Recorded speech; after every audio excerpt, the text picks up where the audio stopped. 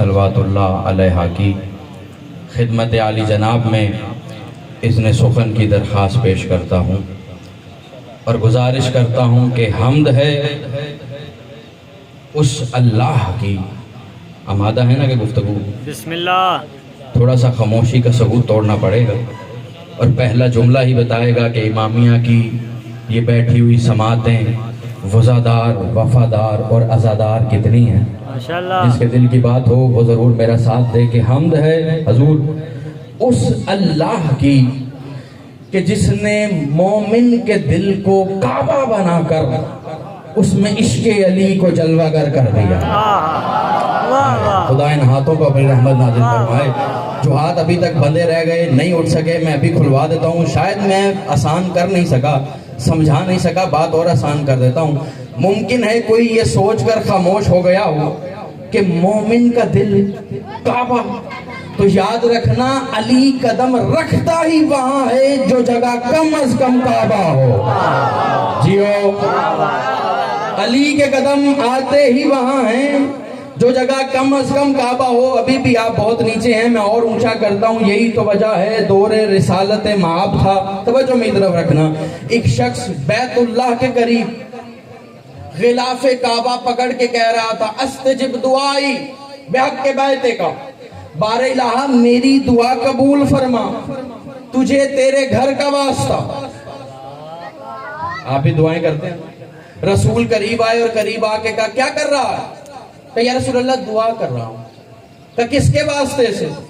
کہ بیت اللہ کے واسطے سے۔ رسول نے مسکرا کے فرمایا بیت اللہ چھوڑ، اللہ کو اپنا واسطہ دے۔ جاگنا، بیت اللہ چھوڑ، اللہ کو اپنا واسطہ دے۔ کہ مولا کیسے؟ کیوں؟ کہ اس لیے کہ اللہ کی نظر میں بیت اللہ سے زیادہ مومن کی حرمت ہے۔ اور میں دیکھتا ہوں یہاں کتنے مومن بیٹھے ہوئے ہیں۔ بیت اللہ سے زیادہ مومن کی حرمت ہے۔ وہ پریشان ہوا اور کچھ لوگ جیسے یہاں بیٹھے ہیں سن ہو گئے، وہ بھی سن ہو گیا۔ تھوڑی دیر وقفے کے بعد اس نے کہا یا رسول اللہ مومن کی حرمت اللہ کے گھر سے زیادہ کیسے ہے؟ رسول نے مسکرا کے فرمایا یہ بتا یہ کعبہ اللہ کا گھر ہوا کب سے ہے؟ کہ تب سے جب سے آپ کا بھائی علی آیا ہے۔ کہ کتنے دن کے لیے آیا تھا؟ کہ فقط 3 دن کے لیے آیا تھا۔ کہ اب بھی تو پوچھتا ہے کہ مومن کی حرمت کعبے سے زیادہ کیوں ہے؟ ارے کعبہ اس لیے حرمت والا ہے کہ علی 3 دن آیا ہے۔ مومن وہ ہے جس کے دل سے علی باہر ہی نہیں نکلتا۔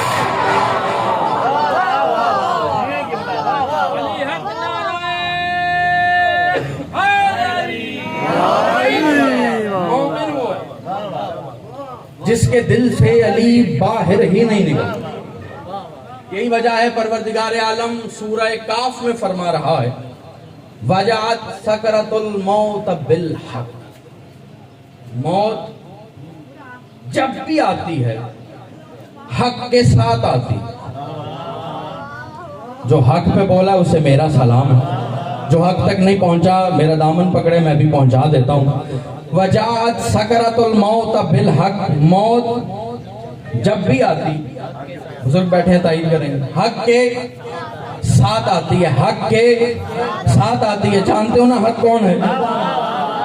جی ہیں، بتانے کی ضرورت تو نہیں کہ حق کون ہے۔ اس کا مطلب جب بھی جہاں بھی موت آئے گی اکیلی نہیں آئے گی، حق کے ساتھ آئے گی۔ جہاں بھی موت آئے گی، اللہ کرے آپ جملے کی قدر کریں اور یقیناً کریں گے، حق کے ساتھ آئے گی۔ یہ اپنے اپنے ظرف اور شجرے کی طہارت کی بات ہے۔ کچھ کو موت کی ہچکی کے وقت علی کو دیکھ کر زندگی مل جاتی ہے، کچھ کو زندگی میں نام علی سن کے موت پڑ جاتی ہے۔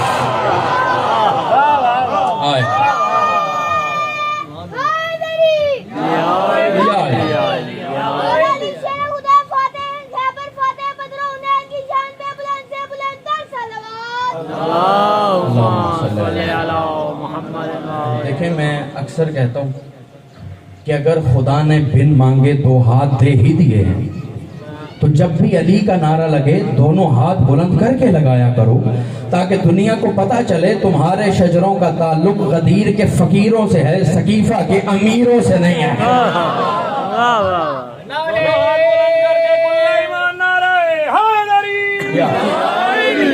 موت جب بھی آتی ہے حق کے ساتھ آتی، یہی تو وجہ ہے۔ مرشد علی نے فرمایا تھا یا ہمدان من یموت ورنی، جو جہاں مرتا ہے علی کو دیکھ کے مرتا۔ سنی سنائی بات کرنے کا میں عادی نہیں، بس ایک دو جملے آپ کی سماعتوں کی نظر کرنے اور آپ کی رحمت تمام۔ کتنی تلقینیں ہیں جو آپ جب ابو تراب کی امانت تراب کے سپرد کرتے ہیں، کتنی تلقینیں ہیں جو پڑھتے ہیں، تلقین پڑھتے ہیں نا، بے شک 14 معصوم کہ جب فرشتے آئیں گے لا تخف ولا تحزن قل فی جواب ہما، جب وہ تیرے پاس آئیں تو اس سے سوال کریں تو گھبرانے کی ضرورت نہیں، ان کے جواب میں بتانا اللہ جل جلالہ ربی محمد و نبی جی قرآن و کتابی علی و امامی۔ تلقین پڑھتے ہیں بے شک کتنی ہے؟ سلامت رہیں، کتنی بتا دیا نا، دو۔ ایک وہ جو آپ شان ہلا ہلا کے پڑھتے ہیں، مل کے ذرا درود ہدیہ فرمائیں، اللہم صلی علی محمد۔ توجہ ہے نا۔ ایک وہ ہے جو آپ اپنے چاہنے والے کو سپرد خاک کرتے ہوئے شان ہلا ہلا کے پڑھتے ہیں، اور ایک وہ ہے کہ جو علامہ صاحب 40 قدم جب آپ دور چلے جاتے ہیں تب پڑھتے ہیں۔ کتنی تلقینیں ہوئی؟ دو۔ کتاب کا نام اصول کافی، فروع کافی میں بھی یہ روایت مل جائے گی۔ مولا کے پاس ایک صحابی کھڑا تھا، مولا نے کہا یہ بتا تلقینیں کتنی؟ اس نے کہا مولا دو۔ مولا نے مسکرا کے فرمایا تلقینیں دو نہیں تلقینیں 4 ہیں۔ اب میں علی ولی اللہ کا فائدہ بتانے لگا۔ اس نے کہا مولا آج تک تو ہم نے 2 ہی سنی، 4 کیسے؟ کہ 2 وہ ہیں جو تم زمین کے اوپر پڑھتے ہو۔ جاگنا خدا را، 2 وہ ہیں، آپ سلامت رہیں، 2 وہ ہیں جو تم پڑھتے ہو، 2 وہ ہیں جو ہم پڑھتے ہیں۔ کہ مولا وہ کیسے؟ کہا جب کوئی مومن زمین کے نیچے آ جاتا ہے تیسری تلقین ہمارا دادا علی پڑھتا ہے۔ خدا کی قسم واحد ہے قوم شیعہ جنہیں موت سے ڈر نہیں لگتا، اس لیے کہ ہم نے زندگی کربلا سے مانگی، ہم نے مانا انہیں ہے جو مر کے بھی مرنے نہیں دیں۔ کہ مولا آپ کے دادا جو تلقین، ارادہ ہے کہ سناؤں؟ پھر ہاتھ جنہوں نے باندھے ہیں وہ خدا را کھول دیں، کیونکہ ہاتھ بندھے ہوئے اس فرشیدہ پہ اچھے نہیں لگتے، کیونکہ انہوں نے ہمیشہ ہاتھ کھلوائے یا پر و بال عطا کی۔ کہ مولا وہ تیسری تلقین جو آپ کے دادا پڑھتے وہ کیا؟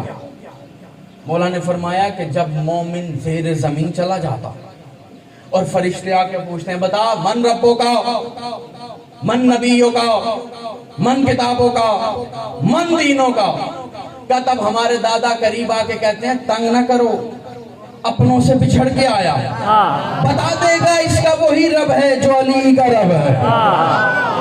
سلامت رہیں، اس کا وہی رب ہے جو علی کا رب ہے۔ پھر فرشتے پوچھتے ہیں من نبیوں کا، بتا تیرا نبی کون؟ علی پھر مسکرائے کہتے ہیں تنگ نہ کرو، بتا دے گا وہی نبی ہے جو علی کا نبی ہے۔ ایک ایک سوال کا جواب میرا مرشد علی دیتا جاتا، آخر میں وہ پوچھتے ہیں من اماموں کا، بتا تیرا امام کون ہے؟ صادق آل محمد فرماتے ہیں یا ہمارے دادا خاموش ہو جاتے ہیں۔ صحابی نے تڑپ کے پوچھا مولا اس کا جواب علی کیوں نہیں دیتے؟ کہ اس لیے کہ دیکھنا چاہتے ہیں جس کی نصرت کے لیے آیا ہوں علی کو جانتا بھی ہے یا نہ، علی کو پہچانتا ماشاءاللہ یا نہیں۔ اس نے کہا مولا چوتھی تلقین، آج کل دنیا کہتی ہے نا بڑا علی ولی اللہ، علی ولی اللہ کرتے ہیں، کیوں قبلہ تو گزرے بھی ہوئے ان مراحل، مولا انہیں اپنے حفظ و امان میں فرمائے۔ علی ولی اللہ کا فائدہ کیا ہے یہ سنیں، زندگی کے فائدے تو بہت ہیں، قبر کا ایک چھوٹا سا فائدہ بتانے لگا ہوں۔ صادق آل محمد فرماتے ہیں چوتھی تلقین تمہاری قبر میں ہماری ولایت پڑتی ہے، لیکن وہی ولایت پڑے گی جو غیر معصوم کی ہو۔ جو معصوم کی ولایت ہو وہ قبر میں کام آتی، اپنے بنائے ہوں کی ولایت کام نہیں آتی، اللہ کے بنائے ہوں کی ولایت کام آتی۔ میں کہہ گیا جو میں نے کہنا، کہ چوتھی تلقین ہماری ولایت پڑھتی۔ اس نے کہا مولا وہ کیسے؟ اچھا یہاں ماشاءاللہ کافی لوگ موجود ہیں، جتنے ہیں کافی، مجھے یہ بتائیں کسی بڑے سے بڑے عالم کی بھی 2 رکعت کی نماز ایسی ہے جو وہ دعوے سے کہے قبول ہو جائے گی؟ نہیں. یہ چپ کر گئے ہیں وہ پڑھتے رہتے ہیں کیا؟ نہیں ہے نا حضور. جسے آپ بہت بڑا مانتے ہو, بڑا عارف مانتے ہو, کیا وہ بھی اپنی فجر کی 2 رکعت کی ضمانت دے سکتا ہے؟ نہیں. کہ میں نے ایسی پڑھی کہ ڈائریکٹ گئی. نہیں. ہماری تو نمازوں کی اوقات یہ ہے کہ اگر درود نہ ہو تو منہ پہ مار دی جاتی, واہ واہ, کسی کی جا ہی نہیں سکتی. بے شک. اب چوتھی تلقین سنیں. مولا فرماتے ہیں فرشتے جب آ کر پوچھیں گے تیری نمازیں کہاں؟ انا الصلاۃ, انا الزکوٰۃ, انا الصوم, انا الحج. مولا فرماتے ہیں تمہاری نمازیں مجسم ہو کر دائیں شانے پہ کھڑی ہو جائیں, اللہ اکبر. تمہارے روزے مجسم ہو کر بائیں شانے پہ کھڑے ہو جائیں, تمہارا حج مجسم ہو کر دائیں پاؤں پہ آ جائے, زکوٰۃ مجسم ہو کر بائیں پاؤں پہ آ جائے, تمہارے اعمال کے اجسام لرز رہے ہوں گے کہ تب ہماری ولایت تلقین پڑے گی. جانا تب ہماری ولایت تلقین پڑے گی. کا مولا کیسے؟ کہ جب تمہارے اعمال لرز رہے ہوں گے تب قبر کے کونے سے ہماری ولایت پکار کے کہے گی گھبراتے کیوں ہو؟ اگر کمی ہو تو مجھ تک آؤ, پورا نہ کروں تو علی کو ماننے کا فائدہ کیا؟ واہ واہ واہ, پورا نہ کروں تو علی کو ماننے کا کیا کہنا. فائدہ کیا؟ بس ایک جملہ اور سنیں اور پھر ممبر بھائی کے حوالے, کیونکہ وقت بھی بڑی تیزی سے گزر رہا ہے اور وقت کی اتنی اوقات کہاں کہ فضائل آل ابو طالب کو اپنے اندر سما سکے. ہمارے ہاں زندگی اور موت کا فلسفہ بڑا عجب ہے. مثلا میں آسان کرتا ہوں, یہاں جتنے لوگ بیٹھے آپ کے نزدیک زندگی کیا ہے؟ بولیں, زندہ ہی ہے نا سارے؟ بے شک. الحمدللہ. کیا ہے زندگی؟ بسم اللہ. حضور بولنا زندگی ہے نہیں ہے؟ بولنا زندگی, دیکھنا, بولو نا, نشانی ہے زندگی. سننا, دل کا دھڑکنا, رگوں کی گلیوں میں خون کا بہنا, واہ واہ, یہ سب زندگی ہے. حضور اگر یہ سب کچھ زندگی ہے, اگر آنکھوں کا دیکھنا زندگی ہوتا, اگر کانوں کا سننا زندگی ہوتا, اگر زبان کا بولنا زندگی ہوتا, اگر دل کا دھڑکنا زندگی ہوتا, اگر رگوں کی گلیوں میں خون کا بہنا زندگی ہوتا, تو کبھی قرآن کچھ زندوں کو مردہ نہ کہتا. واہ واہ واہ واہ, کیا کہنے. ہائے ہائے ہائے ہائے, مجھے لگتا ہے غلط فہمی تھی کہ یہاں قرآن فہمی پائی جاتی ہے, لیکن میں بات آسان کر دیتا ہوں. اگر یہ سب کچھ زندگی ہوتا تو کبھی قرآن کچھ زندوں کو مردہ نہ کہتا, اور اگر دھڑکن کا رک جانا موت ہوتا, سانسوں کا تھم جانا موت ہوتا, گردن کا کٹ جانا موت ہوتا, خون میں نہلایا جانا موت ہوتا, تو کبھی قرآن کچھ مردوں کو زندہ نہ کہتا. جنگ احد جب پشتینی بزدلوں کی اولادیں واپس پلٹیں اور بارگاہ رسالت میں آ کر یا رسول اللہ ہمیں معاف کر دیجئے, وہ شیطان کی صدا سن لی تھی اس لیے جان بچا کر بھاگ گئے تھے. ہماری سانسیں آپ پر قربان ہیں, ہماری دھڑکنیں آپ پر قربان ہیں, ہمارا سب کچھ آپ پر قربان ہے. ابھی ان کے لبوں کی جنبش رکی نہ تھی کہ فخر الدین رازی نے تفسیر ابن کبیر میں لکھا, خدا نے جبرائیل سے کہا جلدی جا اور حبیب سے کہہ دے ان سے کلام مت کرے, یہ سب مردہ ہے. اور وہ جو گردنیں کٹوائے ہوئے تھے, خون میں نہائے ہوئے تھے, سانسیں رکوائے ہوئے تھے, خدا نے کہا حبیب خبردار انہیں مردہ گمان بھی نہ کرنا, یہ سب زندہ ہیں. میں نے کہا بار الہ, جو زندگی کا دم بھر رہے ہیں تو انہیں مردہ کہہ رہا, اور جو کٹے پڑے ہیں تو انہیں زندہ کہہ رہا. کہ شہید احد کے میدان سے محشر کے میدان تک زندگی اور موت کا فلسفہ سمجھانا چاہتا ہوں کہ یاد رکھو مصطفیٰ کو پیٹھ دکھانے کا نام ہے موت, مصطفیٰ پہ جان قربان کرنے کا نام ہے زندگی. کیا گیا. جو بھی جس دور کے محمد کو چھوڑ کے بھاگ جائے, واہ واہ واہ واہ واہ, کیا کہنے. وہ مردہ. ایک جملہ اور سنیں اگر اجازت ہو, پھر مصائب قبلہ ہی پڑھ دیں. جو جس دور کے محمد کو چھوڑ کے بھاگے حضور وہ مردہ. ایک واقعہ آپ سب کا سنا ہوا ہے, کیونکہ اگر یہ نہ سنایا تو میں سمجھتا ہوں زندگی اور موت کا فلسفہ ادھورا رہ جائے گا. واقعہ بڑا مشہور ہے. جب ایک جھوٹی میت کچھ جھوٹے لوگ میرے سچے مولا کے سامنے لے کے آئے, واہ واہ علی نے طائرانہ نظر کر کے کہا یہ کیا ہے؟ تو مولا مردہ. نماز جنازہ پڑھا, یاد ہے نا سب. بالکل. علی اگر چاہتے تو چادر ہٹا سکتے تھے. واہ واہ ہٹا سکتے تھے یا نہیں؟ بے شک. مرشد تو جانتے تھے نا کہ مردہ نہیں کمبخت زندہ, مردے کی شبیہ بن کر آئے. میں نے کہا یا علی چادر ہٹا دیجیے, ابھی دودھ کا دودھ ہو جائے. کہ نہیں, اگر چادر ہٹا دی تو تم سمجھو کہ کیسے کہ زندگی کیا ہے اور موت کیا ہے. جیو. بس ادھر صفحے بندی مختصر کرو, ادھر صفحے بندی. علی نے تکبیر کے لیے ہاتھ بلند کیے. میں کہتا ہوں یہ تکبیر کے ہاتھ نہیں, انقلاب کن کا اعلان تھا. واہ واہ واہ. سلامت رہیں آپ. ادھر نیت کی نماز جنازہ پڑھتا ہوں, حاضر میت پر بس لبوں سے لفظ میت ادا ہونا تھا, زندگی رخصت ہو گئی. واہ واہ واہ واہ واہ. بہت جلدی سے گزر رہا ہوں. اب وہ جو پیچھے کھڑے تھے انہوں نے کہاں پڑھنی تھی؟ صفحے ٹوٹی, آ گیا کہ یا علی زندہ کی نماز جنازہ پڑھا رہے ہیں. علی نے مسکرائے کہا زندہ نہیں مردہ. واہ واہ. کہا نہیں زندہ ہے.